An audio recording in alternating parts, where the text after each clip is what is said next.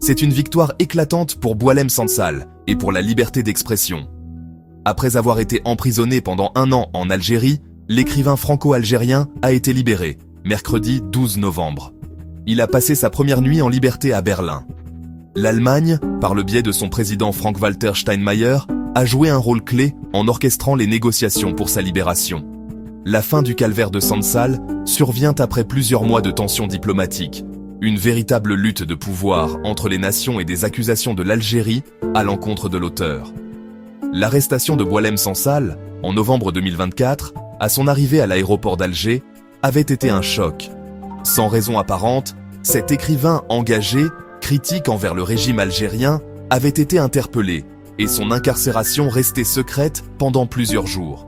Après des mois de pression internationale et de médiation diplomatique, notamment avec la France et l'Allemagne, le président algérien Abdelmadjid Tebboune a finalement accepté de gracier Sansal en novembre 2025.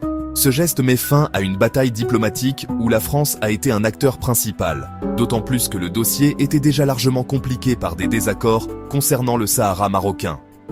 La libération de Boualem Sansal ne marque pas seulement la fin de son calvaire personnel, mais aussi un tournant diplomatique. L'Allemagne, en particulier, a joué un rôle crucial dans ce processus, illustrant l'influence croissante de la diplomatie européenne dans les affaires internes de l'Algérie.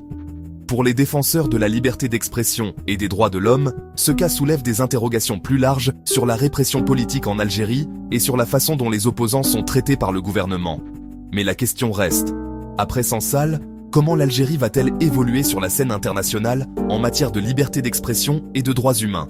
Si tu veux suivre l'évolution de cette affaire et d'autres enjeux géopolitiques, abonne-toi, des analyses sont à venir.